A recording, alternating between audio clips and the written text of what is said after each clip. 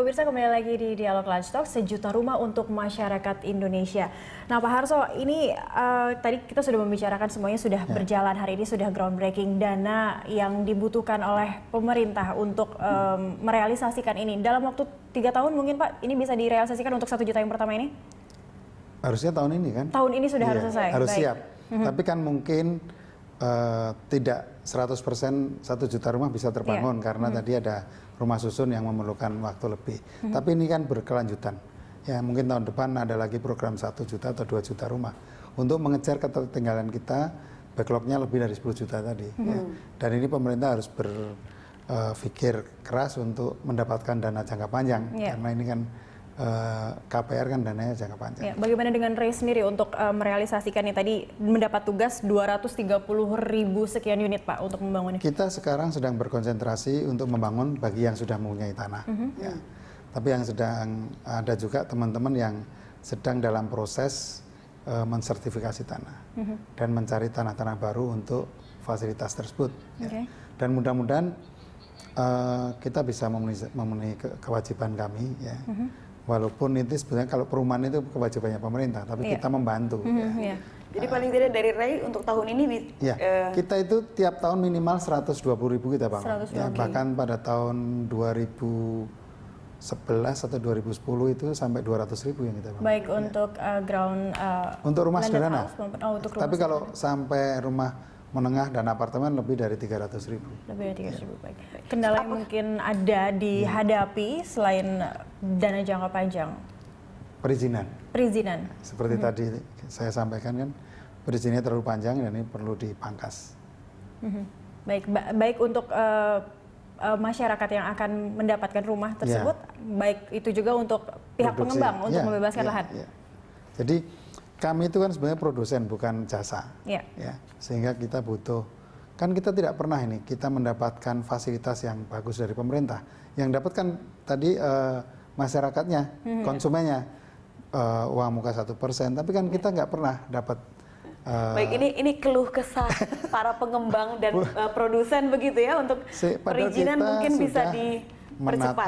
Menata kawasan. Gitu. Nah kita juga ingin bahwa jerih payah kita juga dilihat pemerintah sehingga pemerintah juga membantu teman-teman saya yang di luar Jakarta yang gigih membangun kawasannya dan mendapatkan mempermudah pengembang, maka pengembang juga lebih cepat untuk membangun kebutuhan rumah bagi masyarakat. Baik, sudah tersambung lagi dengan penelpon kita dari Bogor dengan Pak Ray. Pak Ray, selamat siang Pak. Ya, selamat siang. Ya, silakan, ada yang ingin disampaikan terkait kepemilikan rumah ini Pak. Ya, kami sebagai rakyat biasa pengen bukti nyata aja gitu Mbak. Kan selama ini semua yang dicanangkan itu semuanya jadi wacana aja menurut kami. Tetap aja ujung-ujungnya hanya orang pergolongan aja yang menikmati. Udah bosan gitu dengan keadaan ini gitu. Jangan sampai ujung-ujungnya rakyat kelaparan, tidak hanya lahiriah aja, kelaparan nama keadilan, kelaparan dengan kesejahteraan. Kalau udah mentok itu ya kedaulatan nggak ada ya, nanti bisa rusuh juga, kita juga semuanya. Baik, harapannya sih itu aja. Pak Ray sendiri apa berminat untuk mengambil perumahan 1 juta ini? Ya, kalau memang itu realisasinya nyata ya kenapa enggak, kan kita butuh Sudah itu. punya rumah Pak Ray, kalau bisa kami dapatkan informasinya? Gimana?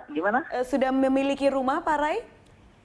Sudah, cuman kan pengen yang lebih layak aja gitu maksudnya. Berarti kalau sudah memiliki, Pak Ray bisa mengajukan yang non-subsidi, karena yang non-subsidi hanya yang belum pernah memiliki rumah Pak Ray. Terima kasih atas komentarnya Pak Ray. Oh iya, sama-sama. Baik, terima kasih. Ya Pak Maharso, tadi Pak Ray berkomentar kekhawatiran yang sama lah, apakah memang tepat sasaran dan benar-benar untuk masyarakat, membangun masyarakat begitu. Nah Pak Ray,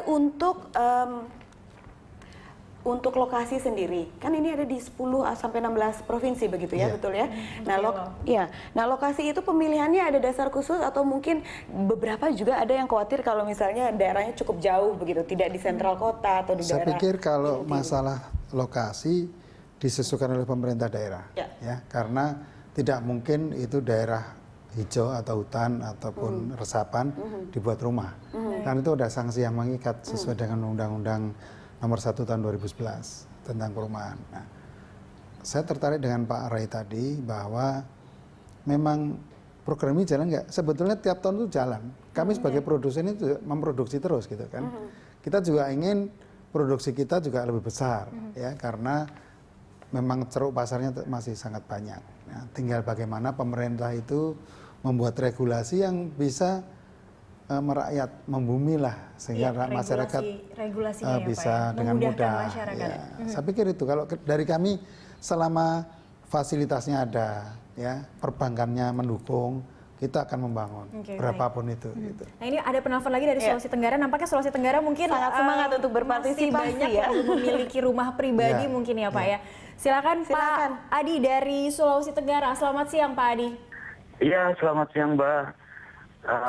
Ini mau tanya nih, kira-kira kalau untuk memiliki rumah ini, kalau kita sudah punya tanah pribadi, bisa nggak ngusul untuk didirikan rumah dengan lewat KPR gitu? Iya. Baik, itu saja Pak. Kedua, kalau untuk wilayah Kota Bau-Bau di mana saja untuk pembangunan KPR-nya ini? Oke, baik. Iya. Terima Makasih. Pak Adi. Nah itu Pak, Makasih. punya tanah sendiri ya, tapi ingin, apakah itu bisa juga ikut kepemilikan rumah ini Pak?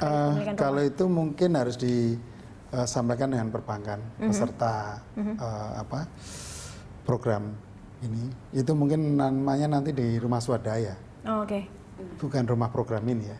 Rumah swadaya tinggal kalau tanahnya sudah ada, beliau membangun berapa luas, nanti RAB-nya berapa, sampaikan ke bank bisa. Namanya swadaya. Jadi yang dibangun pemerintah di luar 1 juta ini tentunya ada rumah swadaya tadi. Ya. Ada bedah rumah dan sebagainya.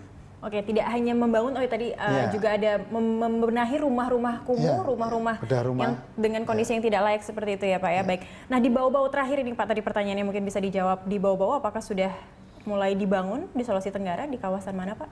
Di Bau-Bau saya pikir mungkin bisa akses websitenya Menteri PUPera ya.